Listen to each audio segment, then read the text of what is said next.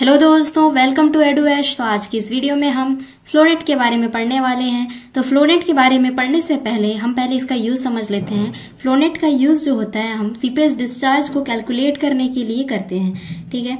तो हम यहाँ पे सबसे पहले इस वीडियो में फ्लोनेट के बारे में समझेंगे, उसकी क्या प्रॉपर्टीज होती है उसके बारे में समझेंगे।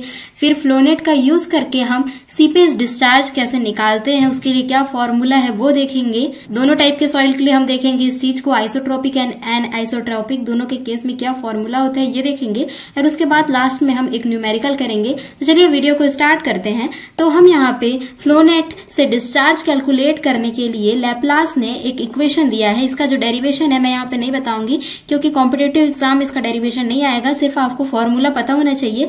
तो लैपलास इक्वेशन यहाँ पे आप देख सकते हैं K x del square H by del x square plus K Y del square H upon del Y square is equal to 0। ये जो होता है हमारा एन आइसोट्रोपिक टाइप के सॉइल के लिए होता है ये लैपलास इक्वेशन, ठीक है। तो इसमें के एक्स के वाई क्या है, के एक्स जो होता है हमारा परमिएबिलिटी इन हॉरिजॉन्टल डायरेक्शन है एंड के वाई जो है हमारा परमिएबिलिटी इन वर्टिकल डायरेक्शन है यहाँ पे। और जो कैपिटल एच है ये हमारा हेड है, हेड डिफरेंस बिटवीन जो हमारा अपस्ट्रीम एंड डाउनस्ट्रीम के बीच में जो भी हेड डिफरेंस होगा वो यहाँ पे कैपिटल एच है, ठीक है। तो ये देखिए कि इसको हमने डिराइव करने के लिए एक यहाँ पे हमने एक एलिमेंट कंसिडर किया है जिसका जो शेप है वो क्यूबिकल शेप का है। हमने माना है कि इसमें जो डायमेंशन है वाई डायरेक्शन में डेल वाई है एंड एक्स डायरेक्शन में डेल एक्स है। तो यहाँ पे इसी का यूज करके हमको यहाँ पे लैपलास इक्वेशन मिल जाता है इस तरह से। एनाइसोट्रोपिक टाइप के सॉइल के लिए K x del square H upon del x square plus K Y del square H upon del Y square is equal to 0, ठीक है। ये हमारा लैपलास इक्वेशन है। और यहाँ पे देखिए कि जो हमारा आइसोट्रोपिक टाइप का सॉइल रहता है, आइसोट्रोपिक सॉइल में हमारा क्या हो जाता है, आइसोट्रोपिक सॉइल के लिए हमारा permeability horizontal and vertical direction में क्या हो जाता है, सेम हो जाता है। तो हमको ये जो फॉर्मूला है ये हमको मिलता है del square H upon del x square plus del square H upon del Y square is equal to 0। तो ये हमारा क्या हो जाता है, आइसोट्रोपिक के लिए मिलता है। आप एनाइसोट्रोपिक का याद रखिए, आइसोट्रोपिक में क्या हो जाएगा के एक्स से के वाई, मतलब कि हॉरिजॉन्टल एंड वर्टिकल डायरेक्शन में जो परमिएबिलिटी होगा वो सेम हो जाएगा। तो हमको फाइनली ये फॉर्मूला मिलेगा। और यहाँ पे एक बात और, फ्लूइड मैकेनिक्स में आपने पढ़ा भी होगा कि लैपलास इक्वेशन का यूज क्या करते हैं। लैपलास इक्वेशन अगर कभी भी हमारा सेटिस्फाई हो रहा है तो ये क्या शो करता है कि यहाँ पे हमारा फ्लो पॉसिबल है, ठीक है। आपने फ्लूइड मैकेनिक्स में पढ़ा भी होगा, कई बार क्वेश्चन भी आ जाते हैं कि ये जो आपको इक्वेशन दिया हुआ है इसमें फ्लो पॉसिबल है या नहीं। तो उसमें आपको क्या करना पड़ता है कि लैपलास इक्वेशन को सेटिस्फाई करा के देखना पड़ता है। अगर लैपलास इक्वेशन सेटिस्फाई हो रहा है, मतलब del square H upon del x square plus del square H upon del Y square equal to 0 आ रहा है, तो ये हमारा इसका मतलब क्या है कि फ्लो वहां पे होगा, ठीक है, फ्लूइड का फ्लो होगा। तो ये लैपलास इक्वेशन का एक दूसरा भी यूज होता है। हम यहाँ पे सीपेज निकाल रहे हैं फ्लोनेट का यूज करके। देखिए अब फ्लोनेट समझते हैं, फ्लोनेट क्या होता है। तो फ्लोनेट का जो रिलेशन होता है लैपलास इक्वेशन से क्या है, flow net is a graphical representation of Laplace equation and it can be use to estimate the seepage discharge. तो इसीलिए हम यहाँ पे फ्लोनेट के बारे में पढ़ रहे हैं क्योंकि लैपलास ने सीपेज डिस्चार्ज को एस्टिमेट करने के लिए यहाँ पे एक इक्वेशन दे दिया जो कि आपने देख लिया, ठीक है। अब ये जो इक्वेशन है इसको हम कैसे सॉल्व कर सकते हैं, इसको हम ग्राफिकली भी सॉल्व कर सकते हैं, एनालिटिकली भी सॉल्व कर सकते हैं, एनालॉजी मेथड से भी इसको सॉल्व कर सकते हैं। 3-4 मेथड है, लेकिन यहाँ पे जो फ्लोनेट है ये एक ग्राफिकल मेथड है जो जिससे कि हम इस लैपलास इक्वेशन को सॉल्व करते हैं। तो इसीलिए हम यहाँ पे फ्लोनेट के बारे में पढ़ रहे हैं, ठीक है। तो यहाँ पे देखिए कि फ्लोनेट हमारा क्या होता है, प्रॉपर्टीज ऑफ फ्लोनेट। तो इसके बारे में पढ़ने से पहले मैं आपको फिगर दिखा देती हूँ कि फ्लोनेट हमारा दिखता कैसा है, उसके बाद इसकी प्रॉपर्टी को हम समझेंगे तो आपको ज्यादा अच्छे से समझ में आएगा। तो देखिए यहाँ पे ये क्या है, हमने एक डैम का क्रॉस सेक्शन लिया है, कंसिडर किया है। ये हमारा अपस्ट्रीम है, ये हमारा डाउनस्ट्रीम है। तो इसके बीच में क्या है, हेड का डिफरेंस है। जब कहीं भी दो जगह पे हेड का डिफरेंस होता है तो क्या होता है कि फ्लो होता है, ठीक है। तभी हमारा फ्लो हो सकता है जब दो जगह पे एनर्जी का डिफरेंस हो, एनर्जी हेड का डिफरेंस हो। तो यहाँ पे हमारा एनर्जी का डिफरेंस दिख रहा है आपको, हाइट का डिफरेंस, इसके कारण जो है यहाँ पे सीपेज होगा। सीपेज हमारा कहाँ से हो सकता है, within the dam of body और beneath the dam of body. तो यहाँ पे हम मान रहे हैं कि हमारा जो डैम है वो क्या है, कंक्रीट का बना हुआ है। तो with in the dam of body तो हमारा हो नहीं सकता फ्लो, हमारा जो फ्लो होगा वो कहाँ से होगा, beneath the dam of body. तो यहाँ पे जो भी सीपेज का जो फ्लो होगा वो नीचे से होगा। तो देखिए कि यहाँ पे हमारा इक्विपोटेंशियल लाइन क्या होता है एंड फ्लो लाइन क्या होता है, और फ्लो लाइन को हम क्या बोलते हैं दूसरे नाम से, ये सारी चीजें भी देखेंगे हम। तो यहाँ पे देख सकते हैं आप कि अगर हमारा जो सीपेज हो रहा है वो हाई हेड से लो हेड फ्लोनेट की तरफ हो रहा है। इस तरह से ये जो है, ये आपको ब्लू कलर से जो भी लाइन शो हो रहे हैं ये सारे हमारे क्या है, फ्लो लाइन है। इसे ही से हमारा क्या हो रहा है, यहाँ पे सीपेज हो रहा है। ठीक है, तो इसी लाइन को हम यहाँ पे क्या बोलते हैं, स्ट्रीम लाइन भी बोलते हैं, और इसको हम यहाँ पे साई से डिनोट करते हैं। साई फंक्शन यहाँ पे आप देख सकते हैं, जिसको हम यहाँ पे साई से डिनोट कर रहे हैं। तो ये हमारा क्या है, सीपेज लाइन है, या फिर फ्लो लाइन बोल सकते हैं, या फिर हम इसको स्ट्रीम लाइन भी बोल सकते हैं। ठीक है, तो यहाँ पे आप देख सकते हैं कि हमारा कितना स्ट्रीम लाइन है ये जो है। तो यहाँ पे तो आप बोलेंगे ऐसे देख के कि 1 2 3 4 फ्लो लाइन बोलेंगे, लेकिन ये गलत है। यहाँ पे देखिए कि हमारा एक और फ्लो लाइन है जो कि यहाँ से हो रहा है, ये इस तरह से ऐसा करके होगा, और एक यहाँ से होगा इधर से, ये जो आपको यहाँ पे दिख रहा है। ठीक है, तो हमारे कितने फ्लो लाइन हुए यहाँ पे, ये हम गिनते हैं यहाँ पे, ये 1, ये 2, ये 3, ये 4, ये 5 एंड ये लास्ट वाला 6, क्योंकि ये इस तरह से भी यहाँ से होगा, जो भी हमारा फ्लो होगा वो। तो हमारे यहाँ पे 6 फ्लो लाइन है। अब यहाँ पे इक्विपोटेंशियल लाइन की बात करते हैं। तो इक्विपोटेंशियल लाइन ऐसे लाइन होते हैं जो कि हमारे ये जो फ्लो लाइन आप देख रहे हैं इसके परपेंडिकुलर होते हैं। तो यहाँ पे ये जो शो हो रहा है, ये जो व्हाइट कलर से शो हो रहा है, ये सारे हमारे इक्विपोटेंशियल लाइन है, जिसको हम यहाँ पे फाई से डिनोट कर रहे हैं। ये जो आप देख सकते हैं यहाँ से जो ये सारे हैं, ये सारे इक्विपोटेंशियल लाइन है। तो यहाँ पे इक्विपोटेंशियल लाइन कितने हो गए हमारे, तो आप बोलेंगे 1 2 3 4 5 6 7 8। तो ये 8 तो गलत है, यहाँ पे 2 और होंगे, तो ये हमारा एक और यहाँ पे इक्विपोटेंशियल लाइन होगा, और ये एक और होगा। तो टोटल यहाँ पे 10 इक्विपोटेंशियल लाइन होंगे। ठीक है, इन दोनों को इंक्लूड करके हमारे 10 यहाँ पे इक्विपोटेंशियल लाइन होंगे। तो इस तरह से ये दो चीजें हैं यहाँ पे, stream line and equipotential line. तो यहाँ पे मैंने आपको डायग्राम में शो भी कर दिया। अब देखिए कि इसके प्रॉपर्टीज के बारे में देखते हैं। तो अभी जो आपने flow line and equipotential line देखा, यही सारे हमारे क्या है, फ्लो नेट है। तो यहाँ पे प्रॉपर्टीज देखिए, 2 फ्लो लाइंस और 2 equipotential line never intersect each other. तो दो फ्लो लाइन है वो कभी भी इंटरसेक्ट नहीं करेंगी। Flow lines and equipotential line are orthogonal to each other. Orthogonal या फिर हम यहाँ पे परपेंडिकुलर भी बोल सकते हैं। तो ये जो 2 लाइन रहते हैं, ये stream line and equipotential line हमेशा एक दूसरे से ऑर्थोगोनल रहते हैं। इसके बाद area bounded between the 2 flow line is called as flow channel. यहाँ पे डायग्राम में देखिए आप, ये हमारा क्या है, ब्लू कलर से ये हमारा फ्लो लाइन है। तो इन दोनों के बीच का जो एरिया आपको यहाँ पे दिखेगा, ये हमारा क्या कहलाएगा, फ्लो चैनल कहलाएगा। ये हमारा क्या कहलाएगा, फ्लो चैनल कहलाएगा। तो यहाँ पे देखिए कि हमारा फ्लो लाइन कितना है, 1 2 3 4 5 6 फ्लो लाइन है। तो फ्लो चैनल हमारा क्या हो जाएगा, 1 2 3 4 5। तो हम बोल सकते हैं कि जितने भी हमारे फ्लो लाइन रहेंगे उससे एक कम हमेशा हमारा क्या होगा, फ्लो चैनल होगा। उसके बाद 4th पॉइंट बोलता है the area bounded between the 2 flow line and 2 equipotential line is flow field. तो ये जो आपको एरिया यहाँ पे शो हो रहा है, ये क्या है, ये हमारे 2 इक्विपोटेंशियल लाइन है, और ये जो है हमारे क्या है, 2 फ्लो लाइन है। तो इनके बीच का जो भी एरिया होगा, ये एरिया ये हमारा क्या कहलाता है, फ्लो फील्ड कहलाता है। सिमिलरली ये एरिया हमारा क्या कहलाएगा, फ्लो फील्ड कहलाएगा।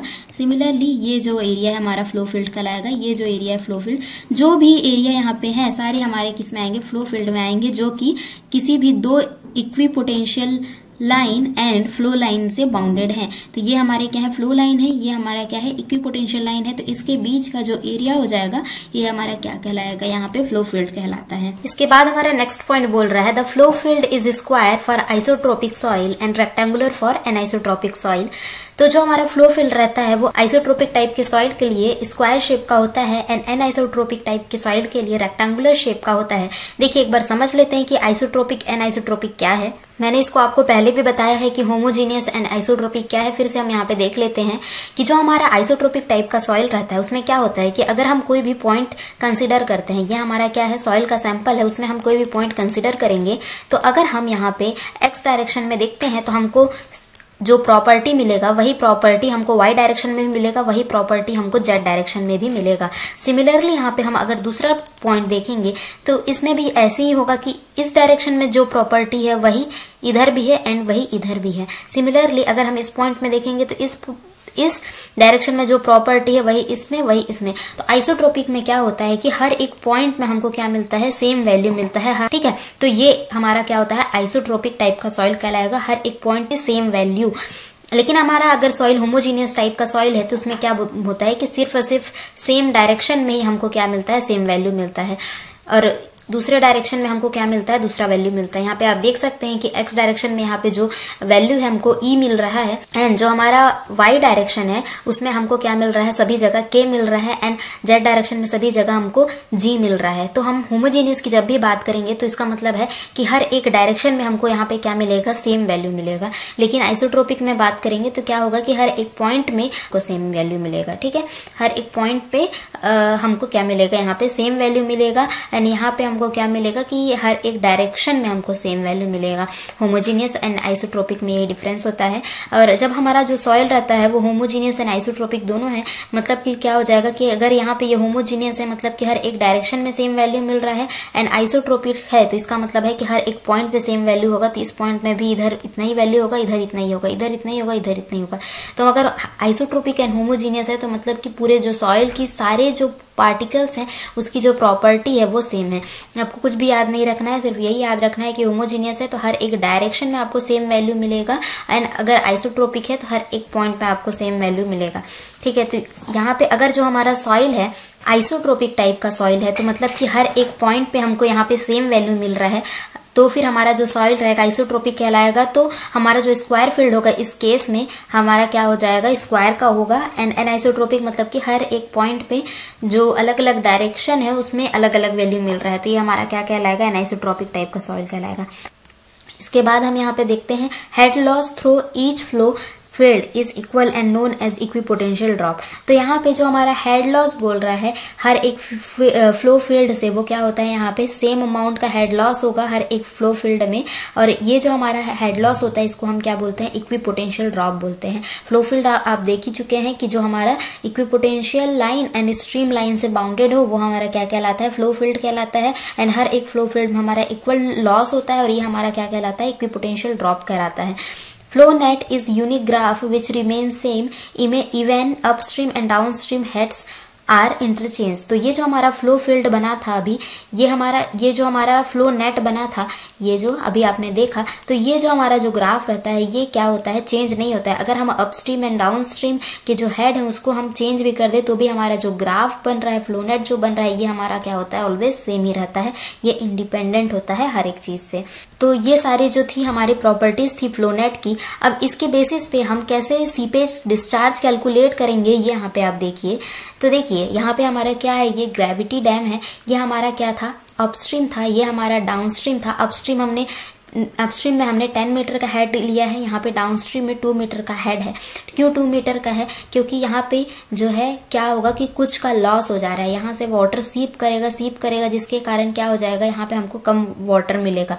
क्यों कम वाटर मिल रहा है, क्योंकि यहाँ पे देखिए कि यहाँ पे क्या है, हमारे सॉइल है, तो ये हमारे क्या हो सकते हैं, ड्राई भी हो सकते हैं, पार्शियली सैचुरेटेड या फिर पार्शियली सैचुरेटेड भी हो सकते हैं।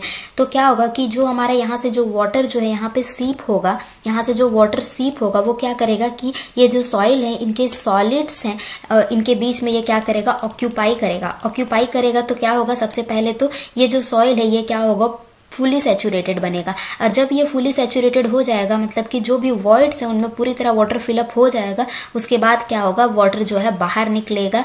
तो यहाँ पे जो भी जितना भी वाटर हमको मिल रहा है ये हमको क्या कहाँ मिल रहा है, डाउनस्ट्रीम में मिल रहा है। ठीक है, तो आपको समझ में आ गया होगा कि यहाँ पे हमको कम लेवल ऑफ वाटर क्यों मिल रहा है, क्योंकि यहाँ पे जो सॉइल है उनके बीच में भी वॉइड्स है, तो कुछ वाटर जो है पहले ये जो वॉइड्स इनको फिलअप कर रहा है। जब वाटर पूरी तरह वॉइड्स में फिलअप हो जा रहे हैं, जो हमारा सॉइल है पूरी तरह से फुली सैचुरेटेड हो जा रहा है, इसके बाद जो रिमेनिंग वाटर है वो क्या होगा, यहाँ से सीप होगा और हमको यहाँ पे डाउनस्ट्रीम में मिल रहा है, जिसका कि हेड जो है 2 मीटर का है, जो कि हमारा इससे कम है। ठीक है, तो इसीलिए यहाँ पे इसका जो लेवल है वो कम मिलता है, इसका जो लेवल है यहाँ पे ज्यादा मिल रहा है। ठीक है, ये रीजन है यहाँ पे। अब यहाँ पे देखिए कि यहाँ पे ये जो जहाँ से सीप हो रहा है, ये जो लाइन है इसको हम क्या बोलते हैं, फ्लो लाइन या फिर स्ट्रीम लाइन भी बोलते हैं।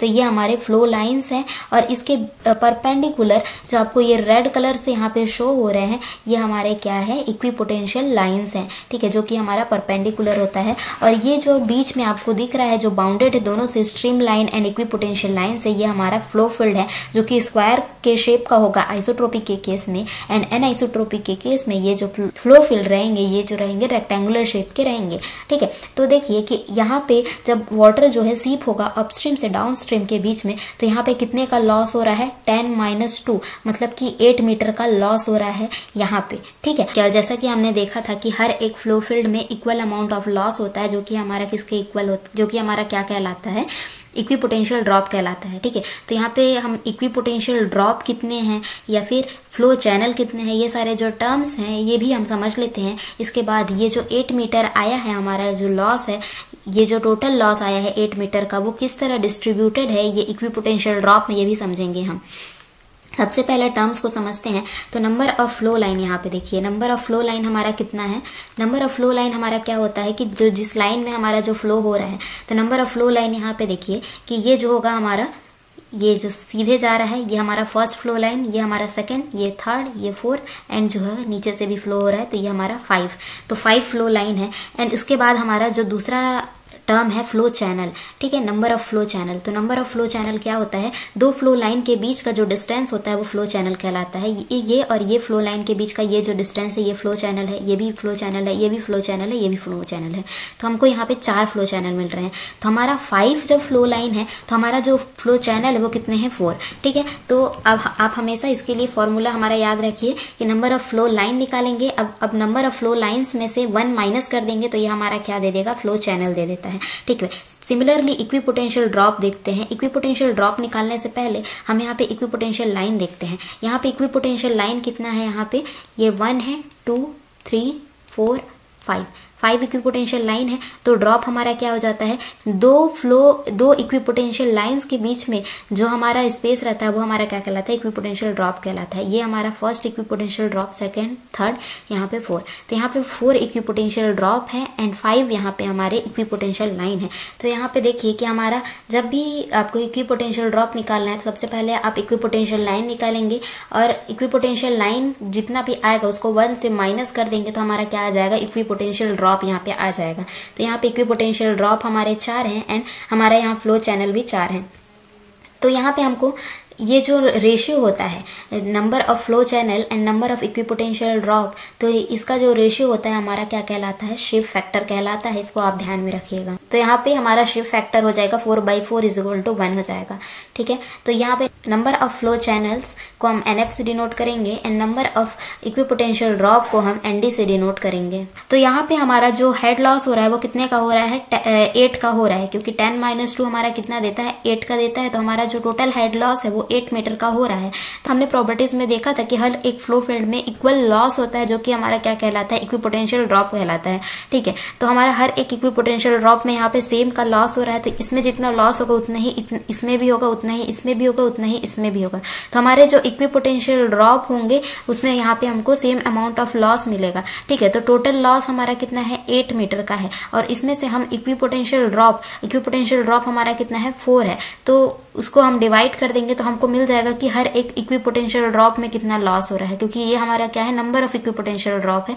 तो यहाँ पे हमको क्या मिल जाएगा यहाँ पे कि हर एक इक्विपोटेंशियल ड्रॉप में हमको कितना लॉस मिल रहा है। तो यहाँ पे 2 मीटर का लॉस मिलेगा हर एक इक्विपोटेंशियल ड्रॉप में। तो देखिए कि जब यहाँ से वाटर पास होगा तो यहाँ पे 2 मीटर का लॉस होगा, यहाँ पे 2, यहाँ पे 2 एंड यहाँ पे 2 मीटर हेड का लॉस होगा। तो यहाँ पे जो हमको हेड मिलता है यहाँ पे 2 मीटर का मिलता है।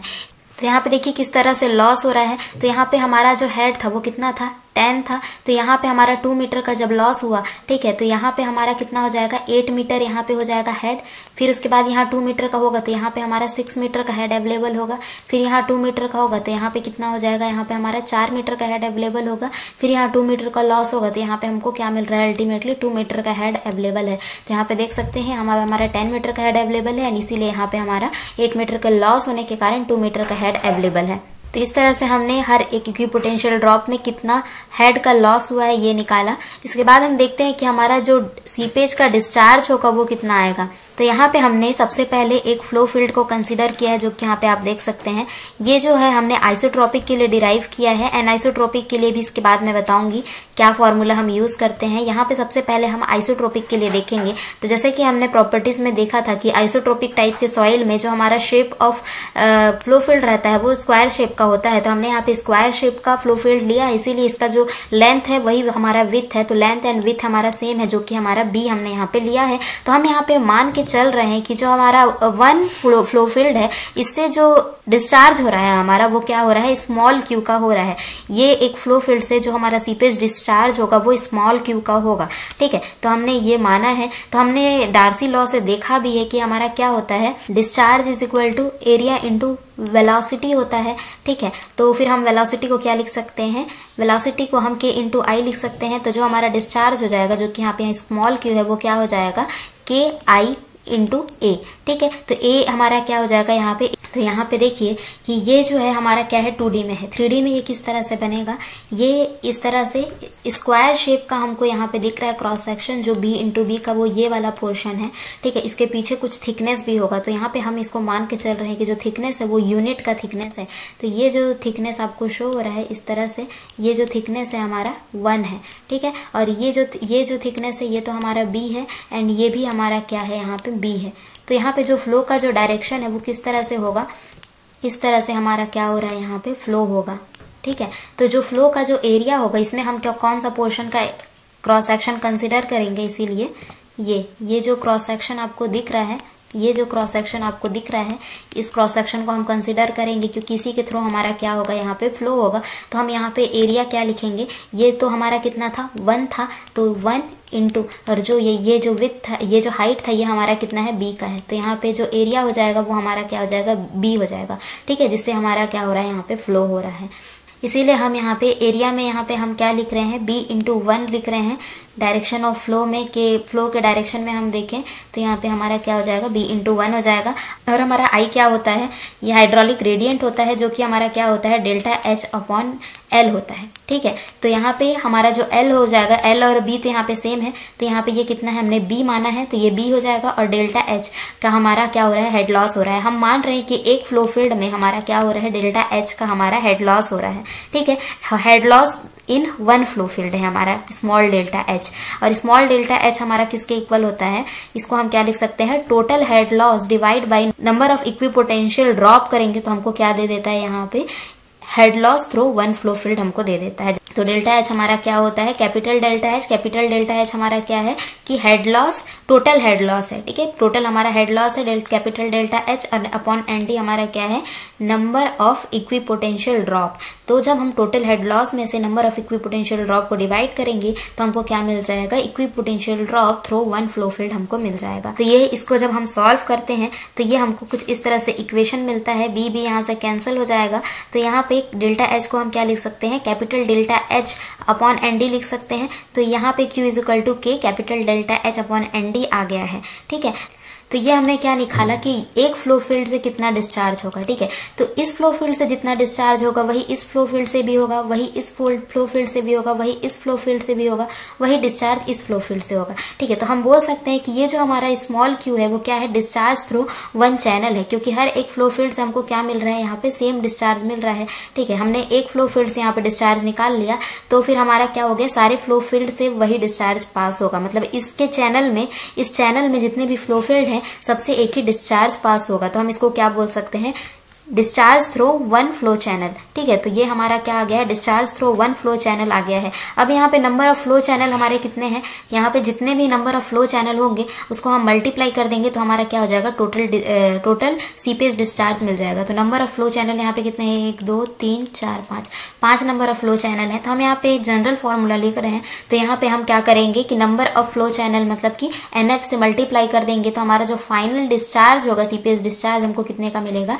K into delta h NF by ND। Delta H हमारा क्या है, टोटल हेड लॉस है, एंड NF बाई ND तो ये हमारा शेप फैक्टर है। NF का मतलब क्या होता है यहाँ पे, number of flow channel, ND का मतलब number of equipotential drop, K हमारा क्या है यहाँ पे, परमिएबिलिटी है। ठीक है, तो यहाँ पे किसके लिए हमने निकाला है, seepage discharge through isotropic soil. तो यहाँ पे आइसोट्रोपिक सॉइल के लिए हमारा सीपेज डिस्चार्ज मिला है, और जो कि हमारा आइसोट्रोपिक सॉइल में जो फ्लो फील्ड है हमने क्या लिया है यहाँ पे, स्क्वायर टाइप का कंसीडर किया है, तब हमको ये फॉर्मूला मिला है। सिमिलरली जब हम एनआइसोट्रोपिक टाइप का सॉइल कंसीडर करेंगे तो फ्लो फील्ड का जो फॉर्मूला है, फ्लो फील्ड जो है उसमें क्या हो जाएगा, रेक्टेंगुलर टाइप का होगा, तो सीपेज डिस्चार्ज भी अलग मिलता है। तो उसके लिए मैं डेरिवेशन नहीं बताऊंगी, सिर्फ और सिर्फ डायरेक्ट फॉर्मूला बता दूंगी क्या चेंजेस आएंगे जब हमारा जो सॉइल रहेगा एनाइसोट्रोपिक टाइप का रहेगा। तो देखिए कि एनाइसोट्रोपिक टाइप के सॉइल के लिए हमारा क्या हो जाता है, लैप्लास इक्वेशन इस तरह से हो जाता है। आइसोट्रोपिक में kx is equal to ky हो जाता था, तो ये जो टर्म रहता था हमारा हट जाता था। लेकिन एनाइसोट्रोपिक में हमारा kx del square H upon del x square, ky del square H upon del Y square हमारा क्या हो जाएगा, लैप्लास इक्वेशन हो जाएगा।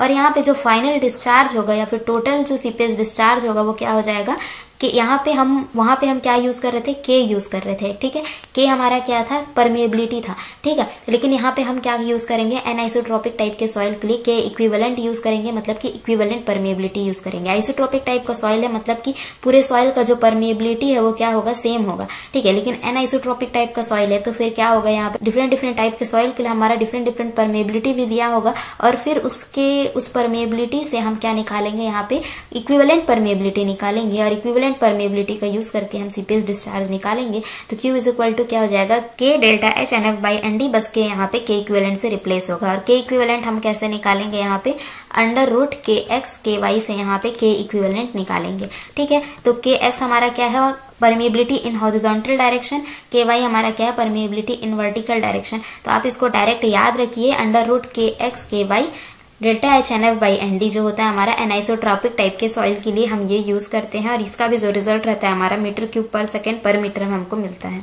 तो यहाँ पे हमने एक क्वेश्चन लिया है, इसी पे फ्लोनेट पे बेस है, जिसमें कि हमको सीपेज डिस्चार्ज निकालना है। तो ये आइसोट्रोपिक टाइप का सॉइल कंसिडर किया है इसमें। तो इसमें जो हेड है हमारा अपस्ट्रीम में 12 फीट का अवेलेबल है, एंड डाउनस्ट्रीम में 3 फीट का अवेलेबल है। तो यहाँ पे हमको डेल्टा एच हमारा कितना मिल जाएगा, यहाँ पे 9 फीट का मिल जाएगा, 12 minus 3 is equal to 9 feet. ठीक है, इसके बाद हमको NF एंड ND का भी रिक्वायरमेंट है, K delta h NF by ND। तो हमारा NF हमारा क्या हो जाएगा, यहाँ पे 1 2 3 4 5। तो यहाँ पे 5 फ्लो चैनल है, क्योंकि यहाँ पे हमारे फ्लो लाइन्स कितने हैं, 1 2 3 4 5 और यहाँ पे 6 है। नंबर ऑफ फ्लो चैनल हमारे कितने हो जा रहे हैं, यहाँ पे 5 हो जा रहे हैं। NF is equal to 5, and ND के वैल्यू जब हम यहाँ पे निकालेंगे तो ND क्या हो जाएगा, 1 2 3 4 5 6 7 8 9। तो यहाँ पे ND हमारा 9 है, and NF is equal to 5 है। ठीक है, तो देखिए यहाँ पे हमारा सीपेज डिस्चार्ज किस तरह से निकलेगा। तो यहाँ पे हमको K की वैल्यू पहले से ही दिया हुआ है। हमारा जो K का वैल्यू है 4.8 इंटू 10 की पावर -3 सेंटीमीटर पर सेकेंड में हमको K की वैल्यू यहाँ पे दी हुई है। तो इसको पहले हम फिट में कन्वर्ट कर लेंगे, क्योंकि सारी वैल्यूज जो है हमको यहाँ पे फिट में दी हुई है। तो यहाँ पे देखिए कि सेंटीमीटर को हम यहाँ पे फिट में कैसे कन्वर्ट करते हैं। तो यहाँ पे 1 सेंटीमीटर जो होता है हमारा कितने के इक्विवेलेंट होता है, 0.394 इंचेस के हमारा इक्वल होता है 1 सेंटीमीटर। ठीक है, तो यहाँ पे हम पहले ये जो सेंटीमीटर है इसको इंच में कन्वर्ट करेंगे, और इंच को पहले फिर उसके बाद हम फीट में करेंगे। तो कितना हो जाएगा हमारा फीट में 4.8 इंटू 10 की पावर -3, ये तो हमारा रहेगा ही।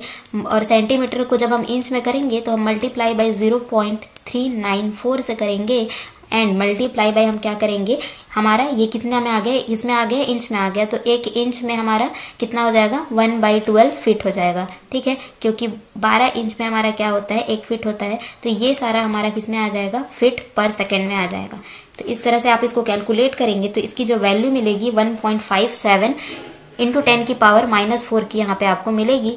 तो यहाँ पे आप एक बार कैलकुलेट करके क्रॉस चेक कर लीजिए। ये फीट पर सेकंड में मिलेगी, और H हमने निकाल चुका है 9 फीट का, NF भी हमने निकाल चुका है 5, ND भी हमने 9 निकाल चुका है। आप कुछ भी नहीं करना है, आपको सिर्फ फॉर्मूला में वैल्यूज पुट करना है।